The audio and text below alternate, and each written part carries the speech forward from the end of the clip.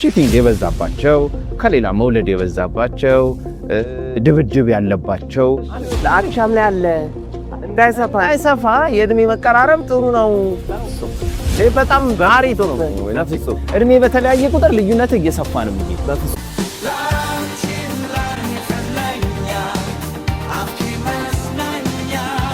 ጤና ይስጥልን ተመልካቾች እንዴት ናችሁ? አፍኪ ሾው ተጀምሯል። ዛሬም እንደተለመደው አሪፍ ርዕስ አንስተን እንከራከራለን።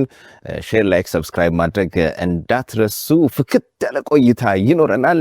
ላንቺም ላንተም ለኛ አፍኪ መዝናኛ እየተባባልን እንቆያለን። ሀብትሽና ባያነን እንዴት ነህ? እግዚአብሔር ይመስገን ሰላም ነው። ሁሉ ሰላም ይመስገነው። እንዴት ነህ አንተ? መተናል ትላለህ? አዎ ተገኝተናል። አሁንማ በቃ ግድ ቤተኛው ነን። ምንም ጥያቄ የለውም። በመላው ዓለም ሆናችሁ የምትከታተሉ ክርክራችንን እያያችሁ ከስር ደግሞ ሐሳባችሁን ልታጋሩን ብትችሉ ደስ ይለናል። ዛሬ የምንከራከረው ስለምንድን ነው? ከእድሜ ልዩነት ጋር በተያያዘ ጉዳይ ላይ ነው ዛሬ የምንወያየው። በፍቅር ግንኙነት ወይንም በትዳር ላይ የእድሜ ልዩነት ተገቢ ነው ወይስ ችግር አለው ወይስ ችግር የለውም? ችግር የለውም በሚለው ዛሬ ደግሞ ነጨቃጨቅ በተነ። እውነት ነው መተናል። ችግር የለውም ብለሃል አንተ። አዎ ፍቅር ላይ ምንም እድሜ ልዩነቱ ምንም የሚያመጣው ተጽዕኖ አለ ብዬ አላስብም። እኔ ያው ችግር አለው እላለሁኝ። እንደ መነሻ ሐሳብ እንዲሆን ያው የፍቅርና የትዳር ግንኙነት ሰዎች ተጣጥመው አብረው ሆነው ለማሳለፍ የሚጀምሩት ነገር ነው። በነገራችን ላይ ፍቅርም ሆነ ትዳር ውስጥ መጣጣም በጣም ወሳኝ ነገር ነው።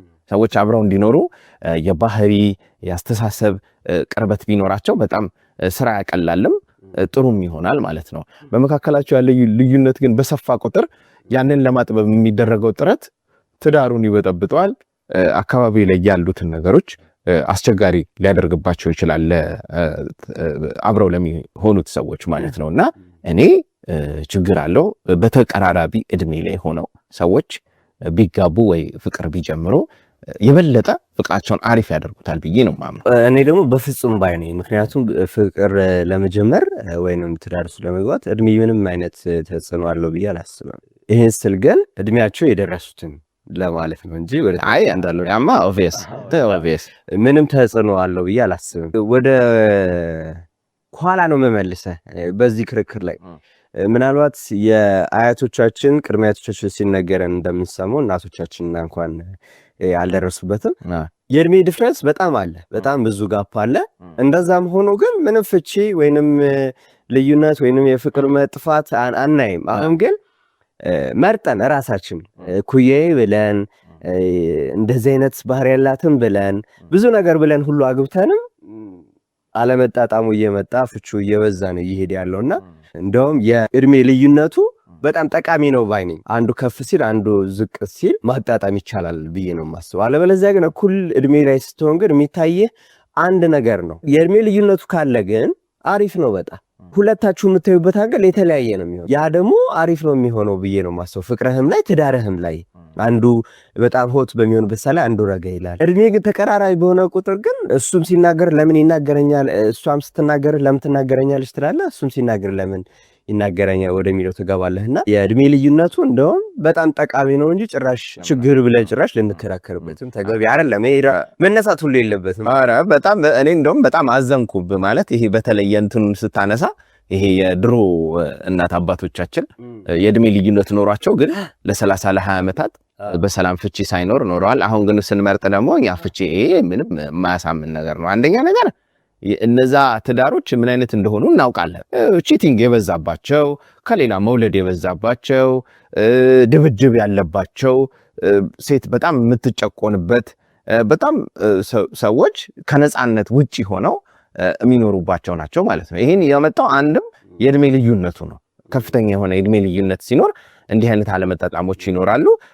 30 ዓመት 20 ዓመት ሳይፋቱ ኖሩ ማለት ያ ትዳር በጣም ሰላማዊ ነው ማለት አይደለም። ድሮ የነበረው ነገር ምንድነው? ሴት የኢኮኖሚ ጥገኛ ናት።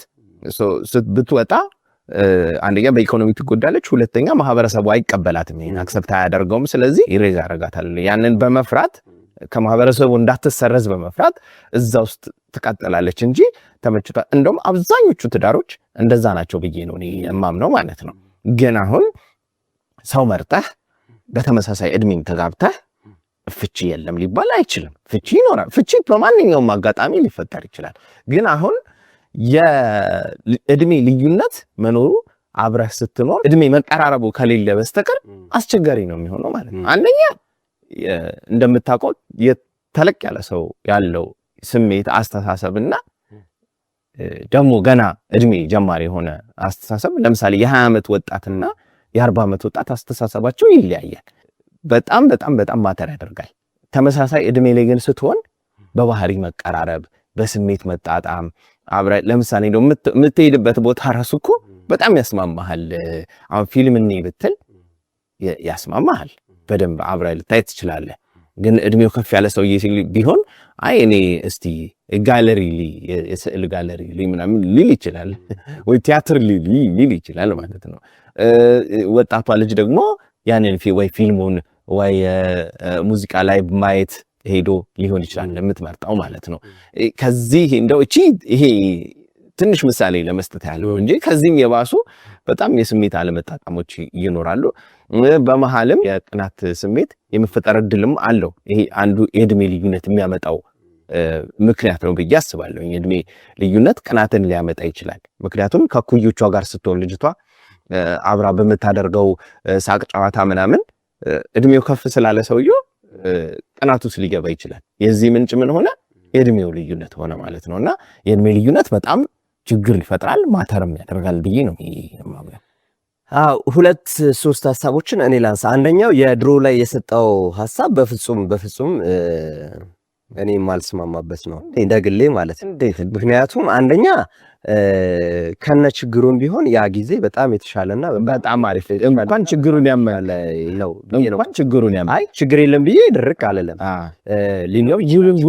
ሊኖር ይችላል አንተ ባወራው ልክ ባይሆንም ሊኖር ይችላል። እያነሳ እያፈረጣት እኮ ነው አስበዋል። አብራት የሚኖረው እኮ አንስቶ እያፈረጣት ጉዳተኛ እያደረጋት ፕሬግናንት እንኳን ስትሆን የመታት ምናምን። አሁን ያነሳቸው ነገሮች እድሜያቸው ላይ ሆነው እሱ ነገር የለም አየለም ማለት አይደለም፣ ግን እዛ ላይ ይብሳል። እዛ ላይ በደንብ ይብሳል። ሀያስዲም እዚህ አሁን እኔም ሐሳብ ላይ እኔ ያነሳሁትም በእድሜ ልዩነት የተጋቡትም ላይ አለ፣ በእድሜ አቻም የሆኑትም ላይ ይሄ ነገር አለ። የሚበሳው ግን እዛ ነው። በፍጹም በጣም እርግጠኛ ነኝ እንዴ 20-30 ዓመት እኮ ዝም ብለው ነው የሚኖሩ። በፍጹም እሺ ከውጭ የወለደ ብዙ የለም። አንተ ድሮ አሁን ሰው ሲሞት ምናምን ይመጣል ሀብት ሊወርሰው ምናምን ልጅ ነው ብሎ ወይ እንደው ተለቅ ያሉ ሰዎችን ምናምን ሄደ ጠይቅ። ከውጭ የወለዱ ብዙ ናቸው። እሱ አቻም ላይ አለ እንደምሱ አይብስም እንደሆነ ሞተ ፍጹም አይብስም። ይሄ እንዳንወልድ እያደረግን የተለያዩ ምክንያቶች ስለምንጠቀም እንጂ እንደውም አይብስም። በተነሳው ሐሳብ ላይ በፍጹም ላይ አልስማማ። የድሮ ላይ በሚለው ላይ አልስማማ። ምክንያቱም የድሮም ላይ በአቻም የተጋቡ አሉ፣ የእድሜ ልዩነቱም ሆነ የተጋቡም ስላሉ ድሮ በአብዛኛው ሴት ትንሽ አለ። ይሄ ከነ ችግሩም አደም ጀምሮ ከነ ችግሩ ቢሆን እቀበለዋለሁ። የድሮ ላይ በጣም እስማማለሁ። ምክንያቱም ፍቺ የሌለበት ልጆች የማይበተኑበት ፍቺ የለም ማለት ሰላም ነው ማለት በፍቅር የሚያርጉበት በመስማማት የሚያርጉበት እንደውም ፍቺ ቢኖር ነበር ጥሩ አንዳንዱ። ምክንያቱም አሁን ብዙ ሱሰኛ ብዙ የሆነ ነገር የፈለቀው ከዛ ውስጥ ነው ብዬ ነው የማስበው። ለምንድነው በቃ ልጆቻቸውን በስርዓት አያሳድጉም። ሰውየው ጠጥቶ ነው የሚገባው ማታ ምናምን፣ ብዙ መስማማት የለም። ልጆቻቸውን ጋር አያደርጓቸውም ምናምን። ይሄ በጣም ብዙ ችግር የፈጠረ ነገር ነው። እንደውም በመሃል እኛ ሀገር የትውልድ ክፍተት የፈጠረው ያ ነው ብዬ አስባለሁ። ታስቦበት አይደለም ሲጀመር እኮ የሚጋቡት። በቃ ዝም ብለው ሳይተዋወቁ ይጋባሉ። ከዛ ያው ዝም ብለህ ብላይንድሊ ትዳሩን መምራት ነው የሚሆነው። እና ይሄ በጣም ልክ አይደለም እንጂ የእድሜ ልዩነቱም በጣም ማተር ያደርጋቸዋል። እዛ ውስጥ ያለው ነገር ማለት እሷን አይረዳትም ሲጀምር። መደብደብ ድሮ እንደምታውቀው ትዳር ውስጥ ኦብቪየስ ነገር ነው። በድሮ ትዳሮች ውስጥ ባል ወንድ እንደውም እንዲህ ሸንቆጥ አድርጋት እንጂ ምን ነው ዝም አልካት እስኪባል ድረስ ማለት ያን ያመጣው አንዱ ምንም የተለየ ነገር እየነገርከኝ አንድ ነገር ነው እየደጋገምክ እየነገርከኝ ያለ የተለያየ ነገር ነው እንጂ ያነሳው በፍጹም የእድሜ ልዩነቱ እንዳለ ሆኖ የድሮውን ነገር በጣም እኔ ሙሉ ለሙሉ ተቀባይ ነኝ። ከምንም አንግላ ቢታይ ያኛው በጣም የተሻለ ነው። ኢቭን ንጽጽር ቢሰራ ራሱ ያኛው በጣም የተሻለ ነው ባይ ነኝ።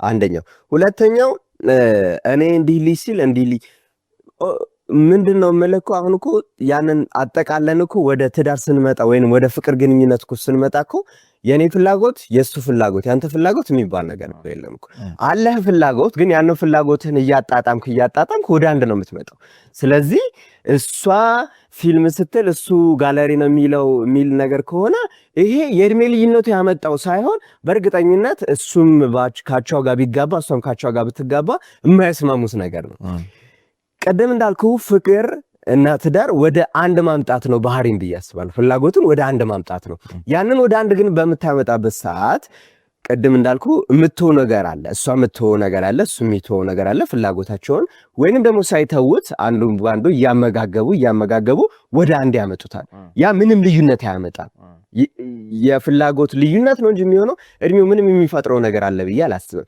ስለዚህ ዛሬ ፊልም ካዩ ነገ ጋለሪ ሊሆን ይችላል ያን ማድረግ ነው ሌላ በጣም ብዙ የዘረዘርካቸው ነገር አሉ እሷ እንደዚህ ሊሆን ስትል እሱ በፍጹም ላይስማማ ይችላል ወደ ቅናት ያመራል ምናምን ያልከው ነገር ይሄ በቃ ይቆማል ባይ ነኝ የኔ ፍላጎት አለ ያን ፍላጎት የሷን ፍላጎት ተቀብዬ ወደ አንድ ማምጣት ነው እኔና እሷ እያጣመረን እያጠብ ወደ አንድ ማምጣት ነው እንጂ አይ ይሄ የኔ ፍላጎት ነው ይሄ እሱ ፍላጎት ነው እያለን ምንሄድ ከሆነ ከባድ ነው ስለ ፍላጎት ሳነሳም ይሄ ማለት የሷ ተጨምቆ ወደሱ ይምጣ የሱ ተጨምቆ ወደሱ ይሄድ እያልኩ አይደለም ያለሁት ግን ማጣጣም አለ አላልኩም እኮ ለዛም ነው እያልኩ ያለሁት ወደ አንድ ሲመጣ መጣመሩ ሲመጣ ማለት ያንዱ ጠፍቶ ወደ አንዱ እየመጣ ማለት አይደለም ግን ስምምነቱ ደግሞ ካለ ቢጠፋም ችግር የለውም ባይነኝ እሷን ተቀብዬ የሷን ፍላጎት እኔ ተቀብዬ እኔም ምንም ኮንፈርት ማይነሳኝ ከሆነ ተቀብያት ወደ አንድ መተን የሷን ፍላጎት ብናረግ ምንም ችግር የለው ይሄ እኮ ምን ቢፈጠር ነው ፍላጎቱን ቢቀራረብ እድሜ ቢቀራረብ ነው ጥሩ ነው እኮ ነው ያልኩት በፍጹም ፍላጎት ቢቀራረብ ራሱ እድሜ መቀራረቡ አሪፍ ችግር የለም ዶሮና ሽሮ ቀርቦ በቃ ሽሮን ስትልሽ ሽሮን እንብላ ብለህ እኮ ልትበላ ትችላለህ እሱማ ሁሌ እኮ ላትገግም ትችላለህ ግን ተቀራራቢ ይሆናል ስሜት ምክንያቱም አሁን አንተ ጓደኛ ስትይዝ በአብዛኛው የምትይዘው ኩያ የሆነ ጓደኛ አይደለም እንደው ለቀርጠስ ስናስብ ነው አሁን የኛ ማንግባባው እንደው ማለት ነው ቀርጠስ ስናስብ ነው የጋራ ነገሮችን